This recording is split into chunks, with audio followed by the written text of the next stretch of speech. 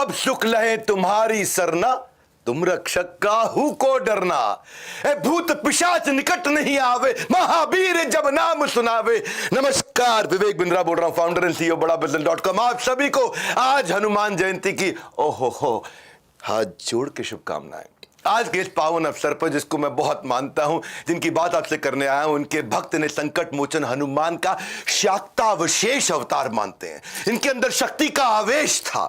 आज जिनकी बात कर रहा हूं, बिलियनियर हो या प्रधानमंत्री हो, एक्टर हो या नंबर 1 क्रिकेटर हो, हर कोई इनके कैंची धाम पर बड़े विश्वास के साथ सर झुका करके जाता है।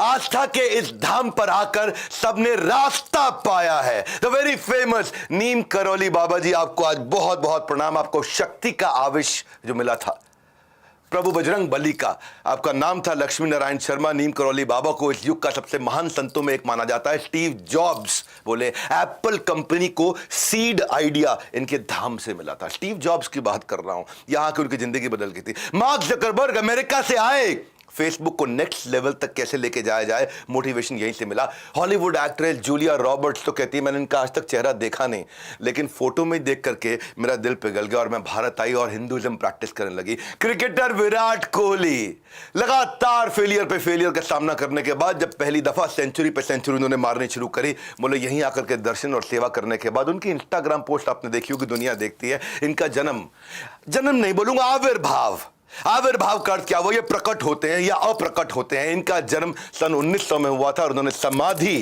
यानी कि तिरुभाव 1973 में हुआ, समाधि ली। नीम करौली बाबा ने कभी किसी भक्त को अपने पांव नहीं छूने दिए। वो कहते थे कि मेरा नहीं, हनुमान जी के पांव छुओ।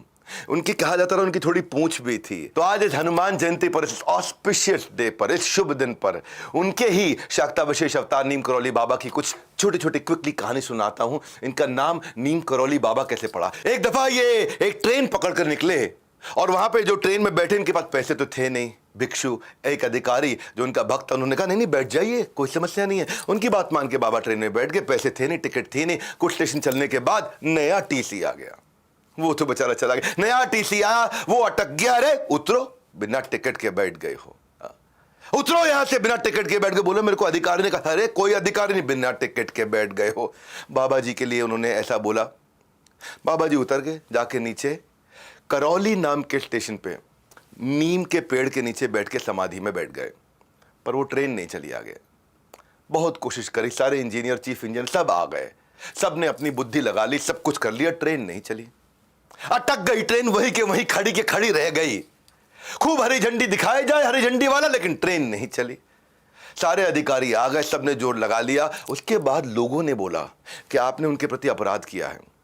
वो बहुत महान संत है जिनको आपने उतार के नीचे भेज दिया। माना नहीं टीसी। पर जब पब्लिक का प्रेशर बहुत बड़ा, वो टीसी घबरा गया। वो जाकर के उसने फिर पेड़ के नीचे, जो नीम का पेड़ था, करौली स्टेशन पे उनसे माफी मांगी। और जब माफी मांगी, फर्स्ट क्लास कंपार्टमेंट में जैसे ही बिठाया, ट्रेन चल पड़ी। और तब से उनका नाम पड़ गया नीम करौली। आपको पता है आज भी लाखों लोग हर साल कैंची धाम आश्रम में जाकर के कंबल क्यों भेंट करते हैं, क्यों कंबल चढ़ाए जाते हैं। इसके पीछे की कथा सुनिए। नीम करौली बाबा हमेशा कंबल उड़ा रखते थे। एक दिन अचानक वो सबको छोड़ के निकले, बड़े खास उद्देश्य से निकल के। अपने एक बुजुर्ग, एक ऐसे दंपत्ति थे जो उनको बहुत मानते थे। बोले आज रात को आपके घर पर रुकने आए। सब वो हैरान, बोले जिनको हम भगवान का स्वरूप मानते हैं वो स्वयं हमारे घर पे आ गए सोने के लिए। गरीब थे बहुत, तो जो भी कुछ खाने का संसाधन था उनको दिया, उनको भोजन लग किया, एक तरह से भोग चढ़ाया उनको। और एक चारपाई थी, उस चारपाई पर उनको सुलाया, बाकी दोनों जमीन पर सो गए। उस दिन रात को जैसे जैसे आधी रात बीतने के बाद नीम करौली बाबा कराहने लगे। बहुत आवाज आने लगी, जैसे कि उनको बहुत मार रहा हो, बहुत पीट रहा हो। अब वो सोए हुए थे। बुजुर्ग दंपत्ति ने उनको उठाना भी ठीक नहीं समझा और खुद वो सो नहीं पाए, क्योंकि वो करा रहे थे। इतना उनको दर्द हो रहा था, बहुत बहुत बहुत तेज दर्द हो रहा था। हिल रहे थे, कांप रहे थे, वो दर्द उनको देख रहे थे। तो जब वो सुबह उठे, उठते ही नीम करौली बाबा ने धीमे से इस कंबल को आराम से लपेटा। आराम से लपेटने के बाद बुजुर्ग दंपत्ति को दे दिया। बोला इसे गंगा में प्रवाहित कर देना, कंबल खोल के मत देखना। ये बड़े हैरान हो गए दोनों। कंबल को प्रवाहित कर दें, खोल के ना देखे। कंबल जैसे ही उठाया, कंबल बहुत भारी, ऐसा लगा जैसे इसमें लोहा भरा पड़ा है, बहुत भारी कंबल। बहरहाल उन्होंने गुरुदेव की आज्ञा, कंबल नहीं खोला, जाकर के प्रवाहित किया। अजीब सा लगा कंबल प्रवाहित करते वक्त। कुछ दिन के बाद उसी दंपत्ति का बेटा बांग्लादेश से वॉर के बाद लौटा, जो कि ब्रिटिश फौज में एक सैनिक था और दूसरे विश्व युद्ध में उस समय बर्मा फ्रंट पर तैनात था ब्रिटिश आर्मी की तरफ से। लड़ाई की स्थिति पूछने पर पता चला कि दुश्मन उस रात को, और ये वही रात थी जिस दिन बाबा नीम करौली उनके घर आए थे, पूरे दुश्मन की फौज ने उसको घेर लिया और सबको घेर लिया। वहां कुछ थोड़े से सैनिक बचे थे और लगातार रात भर गोलियां मारते रहे। सारे सैनिक मर गए, इसको एक भी गोली नहीं लगी। मेरे बोलते बोलते रोंगटे खड़े हो रहे हैं। इसको एक भी गोली नहीं लगी। पूरी रात गोलियां चलती रही, सब मर गए, इसको एक गोली नहीं लगी। दरअसल ये वही रात थी जिस दिन नीम करौली बाबा उस दिन रात को वो सारी गोलियां खाते रहे उस बेटे के। तब जाकर उनको समझ में आया, जब प्रवाहित करी थी और जो लोहे की आवाज़ अंदर से आ रही थी, उसमें वो सारी की सारी गोलियां थी जो बेटे को नहीं लगी। बाबा की झोली ने समेट ली सारी की सारी गोली। इसलिए आज भी कैंची धाम स्थित मंदिर के अंदर बाबा को सारे के सारे भक्त लोग जाकर के बड़े हृदय से कंबल चढ़ाते हैं। और आज जो उस धाम पर कंबल चढ़ाता है बाबा, उसका बल कभी कम नहीं होने देते, उसका बल बढ़ता चला जाता है। बाबा ने कई भविष्यवाणियां करी। बाबा के बारे में वो इतने सिद्ध पुरुष थे कि प्रयागराज में गंगा में डुबकी मारते थे और हिमालय से निकलते थे।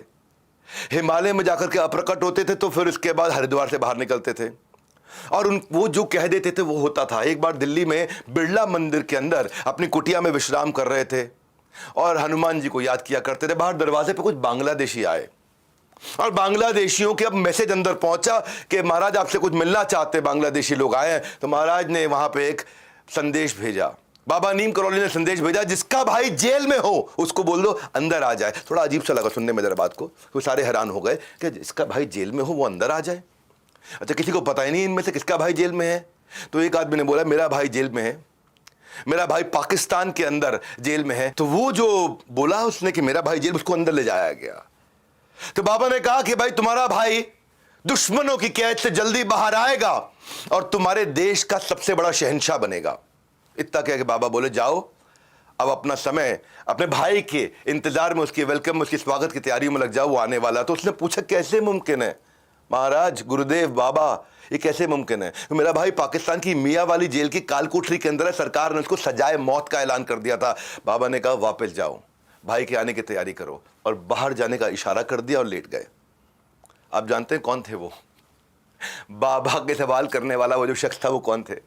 वो आजाद बांग्लादेश के पहले राष्ट्रपति शेख मुजीबुर रहमान के छोटे भाई थे।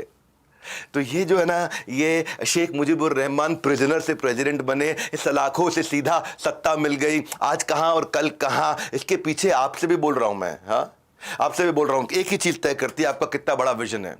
और वही विजन देने का मैं काम कर रहा हूं। हमारे देश के एंटरप्रेन्योर्स को हमारे यूट्यूब की कहानियों के द्वारा एक एक करके पूरे देश को खड़ा करेंगे। इस महीने भी मैं पावरफुल इवेंट करने वाला हूं 18-19 मई को, रॉयल एलीट क्लब। इसमें केवल 50 सीट होती हैं, इसमें सब नहीं आ सकते हैं। अभी लीडरशिप फनल खत्म करके आता हूं। पिछले फ्राइडे, सैटरडे, संडे जहां मैंने श्री संदीप महेश्वरी जी आपको भी इनवाइट किया था, वहां नहीं आ पाए आप। मई 18-19 जो बस अभी आने वाली 2 हफ्ते के बाद, आप फटाफट से आइए। आप सबको भी मैं कहूंगा कि हमारे बोर्ड लाइन नंबर पर फोन करिएगा और वहां वो विजन की बात करेंगे। बहरहाल एक व्यक्ति की कहानी जरूर सुनाऊंगा, रिचर्ड नाम था उनका, जो बाद में चल के रामदास बने। रिचर्ड हार्वर्ड के एक प्रोफेसर थे, रिचर्ड एल्पर्ट, और लेकिन वो नशेबाज थे और इतना नशा करते थे, इतना नशा करते थे कि दोस्तों के कहने पर बाबा के आश्रम पर पहुंच गए। वो है ना, भगवान चाहते थे ऐसा हो जाए। उस वक्त बाबा अपने भक्तों के साथ कुछ स्वर्ग की बातें कर रहे थे। तो रिचर्ड बोले बाबा स्वर्ग मैं दिखा सकता हूं आपको, यहीं दिखा देता हूं स्वर्ग आपको। बोले दिखाइए। तो रिचर्ड ने उनको फटाफट से एक LSD की नशे की बड़ी भारी भरकम एक गोली दी। बोला ये खाइए और देखिए एकदम स्वर्ग देखेगा। बाबा ने सोचा होम्योपैथी की गोली की तरह ठक से बच्चों की तरह खा ली। वो LSD की गोली होम्योपैथी की तरह खा ली। रिचर्ड देखता रह गया। उनको लगा भाई शायद मैंने कोई गलत गोली दे दी, क्योंकि बाबा कथा करने में लगे हुए, बाबा की कथा चल रही है। वो आगे बढ़ा, उसने फिर से वही बात कही। बाबा ने कहा मुझे कुछ स्वर्ग जैसा महसूस हुआ नहीं, तो सब ऐसा ही लग रहा है मुझे। उसने कहा रुको रुको बाबा, हो सकता है मैंने गलत गोली दे दी। 2 गोली और पकड़ा दी LSD के। 3 गोली एक दिन में सबसे बड़ा नशेबाज भी नहीं खा सकता था। तीनों गोली उन्होंने ले ली, एक पहले 2 बाद में। अब ये रिचर्ड देखता रह गया, बाबा कथा कर रहे हैं स्वर्ग की। अच्छा, वो रिचर्ड जब परेशान हुआ, अपना माथा पीटने लगा, ये हुआ क्या? तो बाबा समझ गए परेशान है। बोला क्या हुआ? मुझे स्वर्ग नहीं दिखा, तुम परेशान क्यों हो रहे हो? बोले लेकिन अब तक दिख जाना चाहिए था। कितनी गोलियां हैं तुम्हारे पास? बोले 10 और हैं, ये 10 दिन की थी। बोले दो मेरे को 10। वो 10 की 10 गोली ली, उनसे छीन ली और फट से मुंह में डाली। बोले रुक जाओ रुक जाओ रुक जाओ, मत लेना मत लेना। बाबा ने फट से 10 की 10 गोलियां डाली, एक घूंट पानी पिया और अपनी फिर कथा में लग गए। इतने में रिचर्ड चिल्लाने लगा, अरे मर जाएंगे मर जाएंगे मर जाएंगे, हॉस्पिटल बुलाओ, एम्बुलेंस बुलाओ, डॉक्टर बुलाओ, सब बुलाओ। अब सारे के सारे उनके शिष्य लोग चिल्लाने लगे, भाई लड़का चिल्ला रहा है, कुछ हो ना जाए। तो प्रेशर के अंदर बाबा की डॉक्टरी जांच कराई गई, उसके अंदर से कुछ नशा निकला ही नहीं। इससे हुआ क्या, उसका सारा नशा उतर गया ये देख के कि महाराज को कोई नशा नहीं हुआ। रिचर्ड बाबा की चमत्कारी शक्तियों को मान गया और अमेरिका वापस कभी भी ना जाने का वचन लेके जीवन भर उनकी सेवा के लिए आश्रम में रुका। उनके सबसे महान शिष्यों में से एक थे रिचर्ड। उनका नाम बाबा ने बदल के बाद में रामदास रख दिया था। एक तरफ थी गोली और एक तरफ थे बाबा नीम करौली। जय बजरंग बली। आज बड़ा खास दिन है, बहुत दिल से बात करना चाहता था। वो बाबा को स्वर्ग दिखाने आया था, बाबा ने उसका जीवन स्वर्ग बना दिया। भक्ति रस से बड़ा कोई नशा नहीं है, ये चढ़कर कभी उतरता नहीं है। नीम करौली बाबा का कैंची धाम, जहां गूंजता है राम भक्त हनुमान का नाम। आज हनुमान जयंती के मौके पर यह तो कहना पड़ेगा कि हनुमान जी जैसा भक्त और सेवक कोई नहीं था, ना कभी हो सकता है। एक बार जिम्मेदारी जो उन्होंने ले ली, समझ लो जय बजरंग बली, जय बजरंग बली। और ऐसी इंस्पिरेशनल स्टोरी के साथ आता रहूंगा, बात बात पे बहुत कुछ सिखाता रहूंगा। आज का वीडियो कैसा लगा कमेंट बॉक्स में बताइए। बाबा नीम करौली की बहुत सारी कथाएं और हो सकती थी, पर एटलीस्ट इस शॉर्ट वीडियो को पूरे भारतवर्ष में फैलाइए। हमारे साथ जुड़े रहने के लिए, वर्ल्ड के नंबर 1 एंटरप्रेन्योर यूट्यूब चैनल को सब्सक्राइब करने के लिए बाउंस बैक के साथ आपका हृदय की गहराइयों से प्रेमपूर्वक बहुत बहुत धन्यवाद।